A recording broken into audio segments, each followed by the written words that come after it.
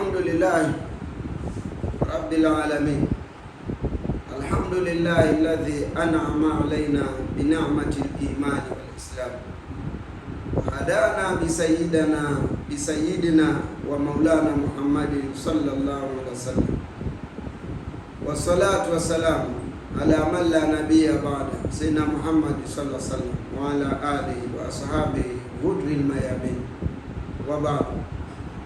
Ndugu mahujaji, ndugu Waislamu, miongoni mwa mambo muhimu yanayopaisha na kunyanyuliwa madaraja katika funga zetu tukatofautiana na wengine, Mtume sallallahu alaihi wasallam ametuwekea mambo mengi ya kufanya hivyo ili sisi tufikie katika daraja hizo.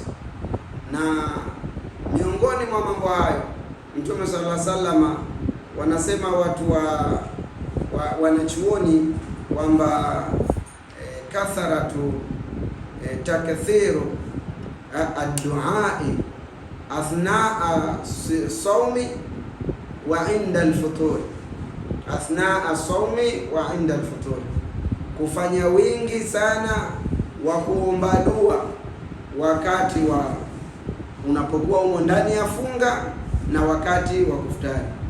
Kwa hiyo kipengele cha kuomba dua ndani ya funga ni kikubwa na kipana na ni katika mambo muhimu sana, lakini chengine ni kuomba dua wakati wa kufutari. Ndugu Waislamu, dua ni jambo muhimu. Kwenye Qur'ani imekuja baada ya a'udhu billahi minash shaitani rajim, wa idha sa'alaka ibadi anni fa inni qaribun, waja wangu wanapokuuliza kuhusu mimi, wana shida na mimi Mola wao, fa inni karibu, waambie kwamba mimi niko karibu. Ujibu da'wata da'i, najibu majibu ya muombaji, idha daani, atakaponiomba. Faliyastajibuli, basi na waniitikie mimi yale niliowaamrisha, na wayafanyie kazi na wayatekeleze yale niliowaamrisha. Waliyu'minu bi, na waniamini mimi juu ya malipo yao na mengine yote, kwamba mimi Mola wao ni mmoja, sina mshirika, na waniamini mimi, la'allahum yarshudun, ili wapate kuongolewa, kufanikiwa na mambo yao. Kwa hiyo utaona aya imekuja kwamba waja wangu wakiniuliza kuhusu mimi, waambie niko karibu. Allah subhanahu wa ta'ala anapokea majibu maombi yetu, toba zetu, kama ilivyokuja na hadithi, inna Allah la yaqbalu taubata abdihi ma lam yughargir. Hakika Allah anapokea toba ya mja wake madamu hajafika kwenye sauti ya gharghar. Gharghar ni sauti ya kukoroma wakati mtu anapokufa na anataka kusema, anatamani na kulazimisha aseme, lakini hawezi kusema kutokana na hali aliyokuwa nayo, inabakia sauti ya kukoroma. Kwa madamu hajafikia pale kutoa kwenye sauti ya kutoa sauti ya kukoroma kwenye sakaratul mauti, basi wakati wote Mwenyezi Mungu Subhanahu wa Ta'ala milango ya toba ameiweka wazi. Kwa hiyo Allah Subhanahu wa Ta'ala anapokea maombi ya waja wake wanapomuomba. Ad'uni, aya nyingine imesema ad'uni, niombeni, astajib lakum, nikupeni, ukiniomba nitakupeni. Sasa Ramadhani, dua unayoiomba ndani ya Ramadhani ndio besti ndio besti ya dua ambazo tunazoziomba katika masiku mengine. Hii ndio dua kubwa, dua tukufu. Kwa hiyo inapendeza kwa mtu aliyefunga wakati mwingi nao pia autumie katika kuomba dua. Shida zako usichoke, kama tunavyokuwa Maka, katika uwanja wa Arafa, uko katika Al-Kaaba na uko katika msikiti wa Mtume sallallahu alaihi wasallam, unaleta dua kwa wingi kwa sababu uko sehemu takatifu. Sasa leo uko ndani ya masiku matakatifu ya funga ya siyamu Ramadhan, funga ya mwezi wa Ramadhani, masiku ambayo dua yako ukisema Allah anakusikiliza. Sifa ya Mwenyezi Mungu, anapenda aombwe, watu wamuombe kwa wingi. Kuna mshairi anasema, Allahu yaghadhibu in tarakta suali wa bani Allahu yaghadhibu in tarakta suali wa bani adama hina yusalu yaghadhibu. Mwenyezi Mungu unapoacha kumuomba anakasirika, Yani kama kuna mtu ana tabia ya kwamba yeye kajitosheleza, hamuombi Allah, hana muda wa kukaa akapiga kelele akamnadia Mola wake akamuomba shida yake, ajijue kwamba huyu anatengeneza sakhatullah, anatengeneza hasira juu yake na ghadhabu za Allah subhanahu wa ta'ala. Mtu yoyote asiyemuomba aliyojitosheleza, anahisi kajitosheleza na wakati sivyo ilivyo, huyu Allah subhanahu wa ta'ala anamkasirikia. Na sifa ya mwanadamu, ukimuomba huwa, unapomuomba ndipo anapokasirika, ndipo anapoghadhibika mwanadamu, lakini Allah anataka aongwe kila wakati. Kwa hiyo tunahimizana ndani ya funga, ukiwa umekosa kuwa unamuomba dua mambo yako Allah subhanahu wa ta'ala juu ya mambo yako, utamuomba kwenye muda gani? Neema kama hii ya wakati adhimu mtukufu ambao dua yako ukinyanyua inakwenda. Kuna hadithi Mtume sallallahu alaihi wasallam amsema, thalathu la turaddu da'watuhum, watu watatu maombi yao hayarejeshwi. Watu watatu dua zao wakimwelekea hakikatan Allah subhanahu wa ta'ala, dua zao hazirejeshwi. Mtu wa kwanza ambaye Mtume anamzungumza hapa, kaanza aswaimu hata yuftira, aliyefunga mpaka aftari. Hii ina maana tokea ulipoanza kufunga, dua unayoomba ni mustajabu, dua yako inakubaliwa, Allah anasikiliza dua yako, anaipokea juu ya kile unachokiomba. Kwa hiyo kaanza mtu wa mwanzo kwa utukufu wa mfungaji, mtu aliyefunga, da'watu swaimi hata yuftira, dua ya mwenye kufunga mpaka aftari, muda wote ni muda akiomba anapokelewa. Tumewekewa hivi ndugu Waislamu, tunashindaje kuomba dua? Tunashindaje kupata muda tukakaa tukasema na tukanong'ona na tukamwita Mola wetu juu ya matatizo yetu atutatulie? Tunashindwaje na tumepewa fursa? Kwa hiyo mtu wa mwanzo ni da'watu swaimi hata yuftir, aliyefunga mpaka aftari, dua yake inapokelewa. Wa pili, imamul adil, kiongozi mwadilifu, yani mtu anayeshughulikia maslahi ya watu wengi, anahangaikia mafanikio, kutatua shida za watu wengi, mafanikio ya watu wengi, kuwasimamia mambo yao yende watu wengi. Mtu huyu akiwa anawasimamia kwa uadilifu, kila mmoja anampa haki zake sawa, inawezekana akawa rais, inawezekana akawa waziri kwenye mamlaka yake, inawezekana akawa katibu mkuu katika wizara yake, lakini inawezekana akawa kiongozi wa msikiti, lakini inawezekana akawa ni baba au mama mlezi, ana jukumu, anaitwa imamul adil, kiongozi mwadilifu. Huyo dua yake inajibiwa. Kufanya uadilifu kwa watu, usifanye dhulma, sio jambo la maskhara, jambo kubwa.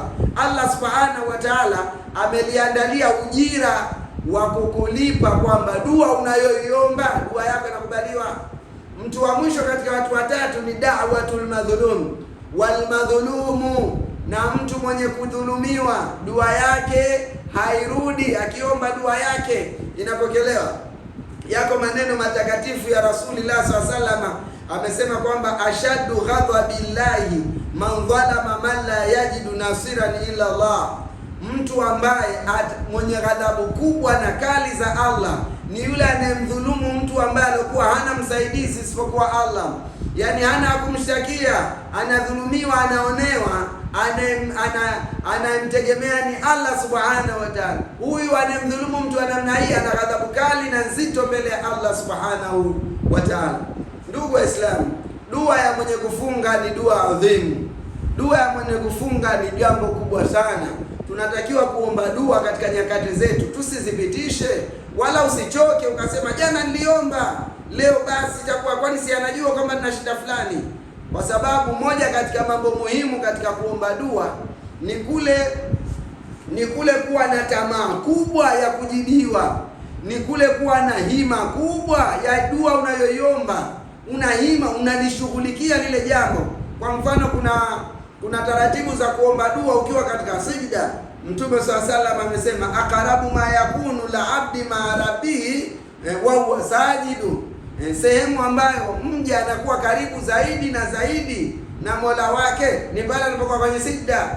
Ni sunna unasali sala yako ya sunna, sijida yako ya mwisho, unaangusha mambo yako pale, unaanza kuyataja, unamwambia ya Rabbi, na mie nina shida ya kwenda Maka. Watu wanakwenda Maka, mie sina uwezo, lakini uwezo wote umemiliki wewe, na mie nifungulie, nipe futuhu, na mie nielekee kutekeleza ibada ya hija ndani ya mwaka huu. Una jambo lako lolote, nina shida na shida ya jambo fulani, mambo unayahudhurisha mambo yako pale, unayataja katika shida yako, basi Allah anapokelea dua yako.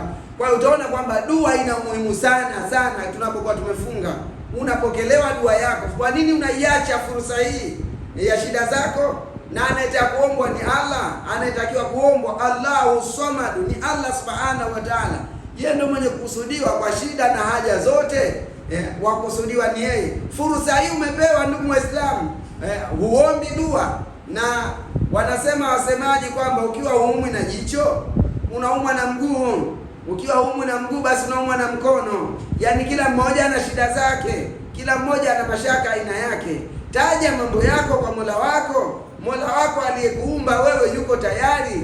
Yabusutu yadahu liyatuba musiu yabutishu yabusutu yadahu fi nahari liyatuba musiu lail wa yabusutu yadahu laila liyatuba musiu nahari.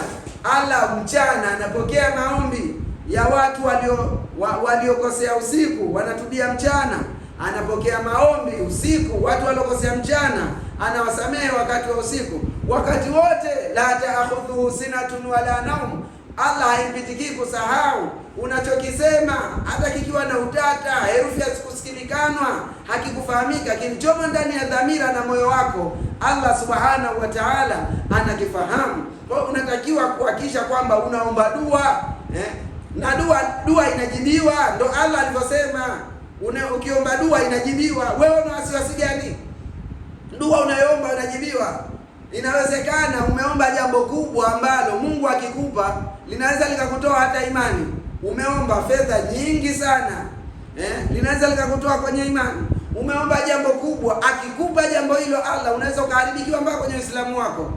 Wallahu ya'lamu wa antum la ta'lamuna. Allah anajua na nyinyi hamjui. Kwa hiyo Allah anajua undani na faida na hasara ya kile unachokiomba. Anakupa kile ambacho kina maslahi na wewe, lakini almuhimu dua unayoomba inakubaliwa.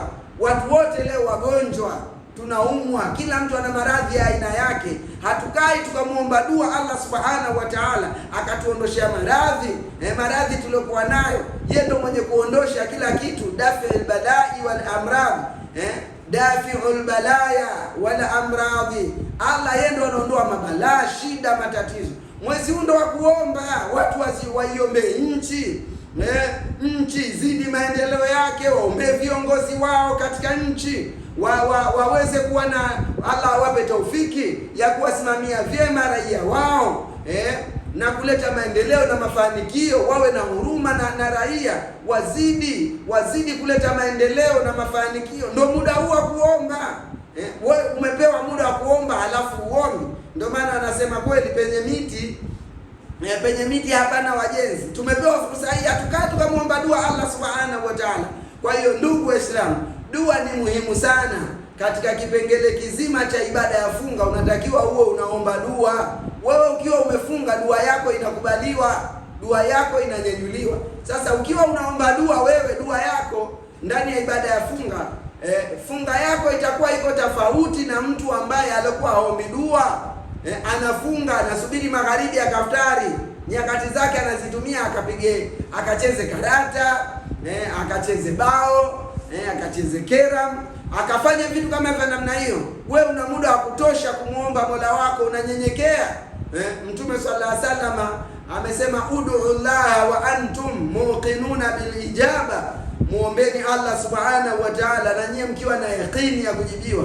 Unaomba rabbana atina fi dunya hasana, Mola wangu nipe katika dunia yote mazuri, kama mke mzuri, nyumba nzuri, maisha mazuri, mafanikio, maendeleo, elimu. Rabbana atina fi dunya hasana wa fil akhirati hasana, na akhera nipe mambo mazuri, nipe pepo, nipe radhi zako, na mie nikawe katika watu watakaopata amani na kuingia kwenye mabustani ya pepo, na mie ni wemo humo. Unaomba dua kama hii, waqina adhaba nari, na unikinge na adhabu ya moto. Unasoma maneno hayo, unayakini jua unachokisema kwamba wewe unajibiwa na Allah anakisikia na atakupa hicho unachokiomba. Sio unakuwa na shaka, unakuwa na wasiwasi wakati wa kuomba dua.